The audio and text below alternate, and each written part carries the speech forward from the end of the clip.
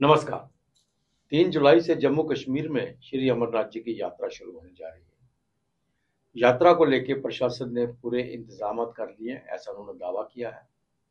Jammu base camp में और पंथा चौक base camp में भी सब तैयारी है। सुरक्षा के पूरे इंतजाम किए गए हैं। जगह जगह सुरक्षा बल तैनात कर दिए गए हैं और उसकी मॉक ड्रिल भी की है। कल एलजी सिन्हा ने एक सर्वदलीय बैठक भी बुलाई और उनको भी जानकारी दी सुरक्षा के बारे में और यात्रा के बारे में, और उनकी राय भी ली। जम्मू कश्मीर हमेशा यात्रियों के स्वागत के लिए तैयार रहता है। इस बार भी उसी तरह तैयारी में है, लेकिन पहलगाम के बाद यात्रा में कमी आई है। एक डर सा, एक वहम सा लोगों के दिलों में डर गया। कल जिस तरह से एलजी सिन्हा ने इस बात की इंफॉर्मेशन दी कि इस बार तकरीबन 11% जो है यात्रा में कमी आई है। ये पहलगाम का कारण भी हो सकता है, और दूसरा कारण चूंकि चॉपर सर्विस उन्होंने बंद कर दी है। उन्होंने कहा है कि 11% लोग जो थे वो चॉपर से यात्रा करते थे। शायद चॉपर सेवा बंद करने से भी इस यात्रा। नमस्कार जी, जय माता दी। मनीष जी, एक तो तैयारियां पूरी कर ली हैं अपनी तरफ से प्रशासन ने, और दूसरी तरफ पहलगाम के जो हुआ उसके बाद जिस तरह से ये सोशल मीडिया में रोज आ रहा था कि 5 लाख से ऊपर यात्रा की रजिस्ट्रेशन हो गई है, लेकिन कल जब एलजी साहब ने बताया कि इस बार कम से कम 11% के करीब यात्रा में रजिस्ट्रेशन में कमी आई, और उन्होंने तर्क दे भी दिया कि हो सकता है ये चॉपर की वजह से, कि चॉपर हमने बंद कर दिया है और 11% जो है चॉपर पे जाते थे, उसकी कमी आई। लेकिन दूसरी तरफ जो सर्वदलीय बैठक बुलाई गई है उसमें जम्मू के धार्मिक संगठनों को नहीं बुलाया गया, उनकी राय नहीं ली गई, उनसे नहीं पूछा कि यहाँ में धर्म ट्रस्ट भी है, तो छड़ी लेके जाता है यात्रा की, सब कुछ जाता है। पोलिटिकल पार्टीज, रीजनल पार्टीज जो है उनको किसी को भी नहीं बुलाया गया, और एक ऐसा माहौल बना के जिसमें लग रहा था कि शायद जम्मू की इस यात्रा में कोई इतना ही इम्पोर्टेंस नहीं है, क्योंकि इंतजामात अगर देखें तो पंथा चौक से लेके जो श्राइन बोर्ड तक जो ऊपर होली केव है वहाँ हर चीज का इंतजाम किया है। जम्मू का एक सिर्फ आ जाके भगवती नगर के अलावा कुछ भी नहीं है। आपने भी महसूस किया होगा इस बात को, और बहुत से लोगों ने हमें फोन भी किया, इस बात की जानकारी भी दी, और आज तो सभी पेपर में, मीडिया में भी आ चुका है कल एलजी साहब ने जो कहा। क्या कहना है आपका? देखिए, बिल्कुल स्वाभाविक था कि यात्रा परसेंटेज कम होगी, क्योंकि पहलगाम के अंदर जो हादसा हुआ उसके बाद ऑपरेशन सिंदूर चला। पाकिस्तान की तरफ से जो नापाक और कायराना हरकतों को अंजाम दिया गया, रिहायशी इलाकों के अंदर जो है गोलीबारी हुई, इससे कहीं ना कहीं जो है पूरे देश के अंदर अमरनाथ यात्रा को लेकर एक भय का माहौल था।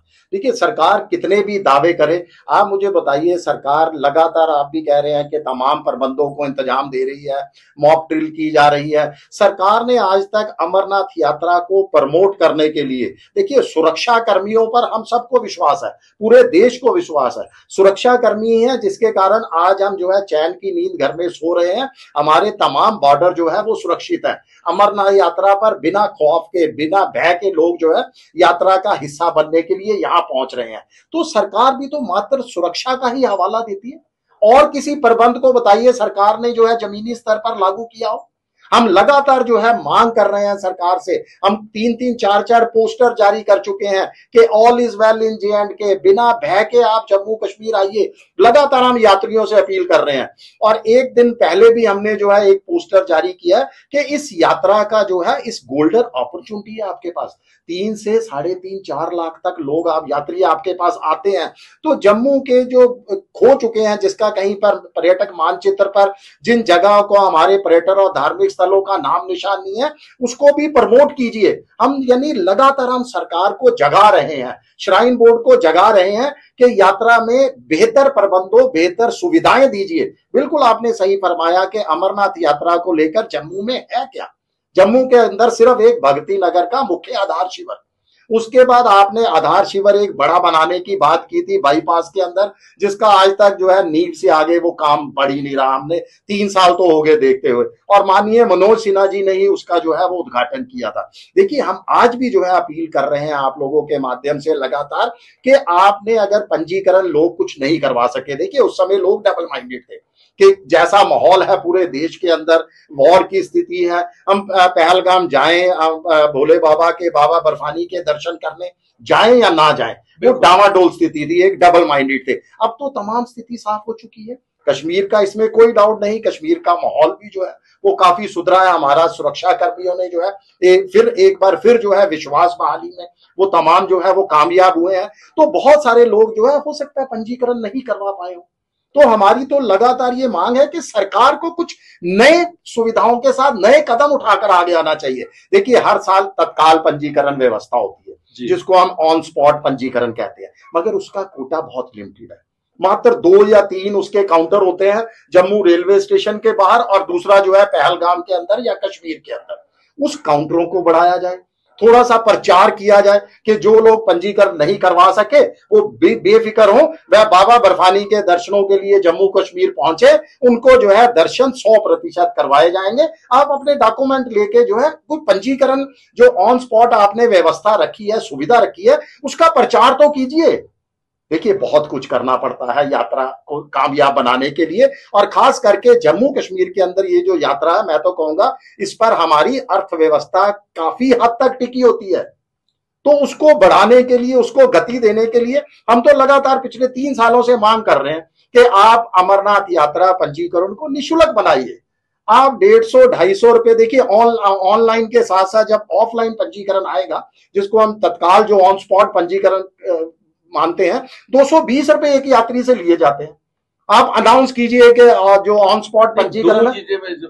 सानी जी बड़ी इंपॉर्टेंट आपने कही है। एक तो ऑन स्पॉट तत्काल की बात जी, आम लोगों को पता नहीं इसके बारे में। बिल्कुल, ये सही बात है, इसकी चर्चा ज्यादा नहीं, ना इसमें पब्लिसिटी की गई, ना ही कोई एडवर्टाइजमेंट निकाली है कि ऑनलाइन भी वाकई रजिस्ट्रेशन है। दूसरा है ये पैसे, जब आप लाखों करोड़ों रुपए, अरबों रुपए यात्रियों की सुविधाएं के लिए खर्च कर रहे हैं, मार्ग बना रहे हैं, 100 बेड का हॉस्पिटल वहां पे दे दिया आपने, दोनों जगह शिविर पर हर चीज दे दी है, फिर किस लिए जजिया नाम की चीज अभी तक हमारे सर पे क्यों उठा दी? देखिए, बिल्कुल, हम लगातार 3 सालों से हम दिल्ली में जंतर मंतर जाकर भी प्रदर्शन कर चुके हैं। हम देश के गृह मंत्री माननीय अमित शाह जी को भी ज्ञापन सौंप चुके हैं।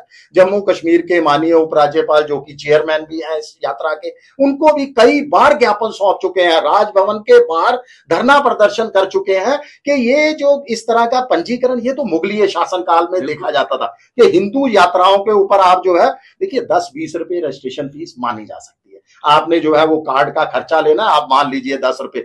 इसके साथ इसके पैरेलल ही देखिए, जम्मू में सबसे बड़ी जम्मू कश्मीर की धार्मिक यात्रा है श्री माता वैष्णो देवी की। जी। ये तो वार्षिक यात्रा है, अमरनाथ यात्रा साल में 38 दिन, 40 दिन या 50 दिन चलनी है, वो तो 365 दिन चलती है।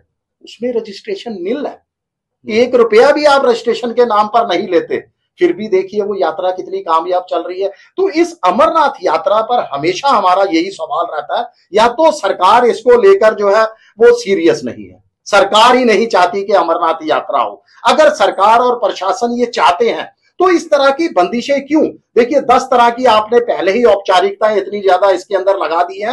एक और औपचारिकता मैं सुन रहा था कि जिस स्टेट से आप अपना मेडिकल बनवा कर आते हो, उस स्टेट को जो है हेड को वहां से हॉस्पिटलों के नाम भी जो है मेंशन करने होंगे, यहाँ पर इनको भेजना होगा श्राइन बोर्ड को, ताकि ये क्रॉस मैच करेंगे उनको कि कहीं आपका मेडिकल जो है वो फेक तो नहीं है। यानी इतनी औपचारिकताएं आपने डाल दी है। ठीक है, यात्रियों की हो सकता है सुविधाओं के लिए डाला हो, हम उस पर भी मानने को तैयार हैं, मगर अगर यात्री वो औपचारिकताएं पूरी करने में पहले ही उसकी जेबें ढीली हो जाती हैं। देखिए, सबसे ज्यादा यात्रा पर शामिल होने वाले लोग कहां से हैं? जम्मू कश्मीर के बाहर से, अलग अलग राज्यों से। तो उनका आने जाने का खर्च, औपचारिकताएं पूरी करने का खर्च, आप उनसे 150-220 रुपए लेके आप क्या कमाई करना चाहते हैं? तो कौन सी तिजोरियां आप भरना चाहते हैं? रुपए आप खर्च कर रहे हैं उनकी सुविधाओं के लिए। जम्मू के लोग खुले जो हाथों से उनका स्वागत करने के लिए खड़े हैं, उनके लिए खाने का प्रबंध कर रहे हैं, लंगर लगाए जा रहे हैं, रहने के लिए आपके अलावा भी, यही सबसे बड़ी बात आपके है, अलावा भी हर जगह पर उनका इंतजाम कि श्राइन बोर्ड दे क्या रहा है वो 150 रुपए के बदले यात्रियों को? सिर्फ सुरक्षा। वो सुरक्षा कर्मी तो देश के, श्राइन बोर्ड क्या अपनी तरफ से अलग दे रहा है? देखिए लंगर बिल्कुल आपने सही कहा कि प्राइवेट जो है वो संस्थाएं लगाती हैं, सुरक्षा जो है वो सरकारी सुरक्षा कर्मी दे रहे हैं। आपके पास सिर्फ अमरनाथ श्राइन बोर्ड का एक आधार शिविर है, यहां पर आप जो है रहने की उनको सुविधा देते हो, और आपको सुनकर यह भी हैरानी होगी कि उस सुविधा की आड़ के अंदर भी श्राइन बोर्ड जो है पैसा कमाता है। वहां पर लॉकर रूम के लिए यात्रियों से 30 से 50 रुपए एक लगेज के लिए जाते हैं, जो अपना वो लगेज रखते हैं। वहां पर पेड काउंटर के स्टॉल लगाए गए हैं जहां चीजें बिकती हैं।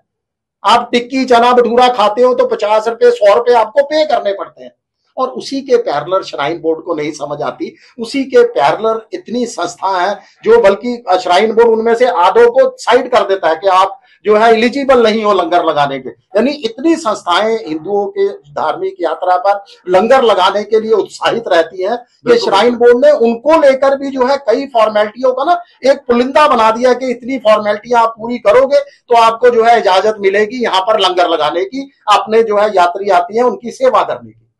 जब श्राइन बोर्ड कर कुछ नहीं रहा, यात्रियों को आप सुविधा के नाम पर अलग से कुछ नहीं दे रहे, अगर दे भी रहे हो तब भी कोई बड़ी बात नहीं है, आपका काम है देना, आपका कर्तव्य है।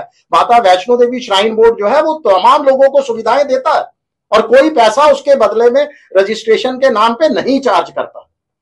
और जितना भी खाने का रास्ते में इंतजाम है बहुत सब्सिडाइज रेट पे, और लंगर भी है, बिल्कुल लंगर है, बहुत बेशुमार लंगर है। ये तो था पहला। बिल्कुल दूसरा मुद्दा भी देखिए दिल को चुभने वाला है, जो माननीय उपराज्यपाल जी ने कल किया कि एक जो है हिंदुओं की धार्मिक यात्रा, हम लोगों की धार्मिक यात्रा है जिसके प्रबंधों को लेकर जो है आप बैठक का आयोजन कर रहे हो। देखिए यात्रा को कामयाब बनाने के लिए आपने देखा है शिवसेना हो, कोई भी हिंदू धार्मिक या गैर राजनीतिक या राजनीतिक संगठन हो, तमाम लोग प्रयास कर रहे हैं इस समय कि यात्रा जो है रिकॉर्ड यात्रा हो, एक रिकॉर्ड संख्या के अंदर जो है यात्री जम्मू कश्मीर आए, ताकि पाकिस्तान जो चाल चल रहा था कि यात्रा को प्रभावित करने की या आतंकवाद यहां फैलाने की, उसके मुंह पर जो है एक जोरदार चांटा बस लगाया जाए।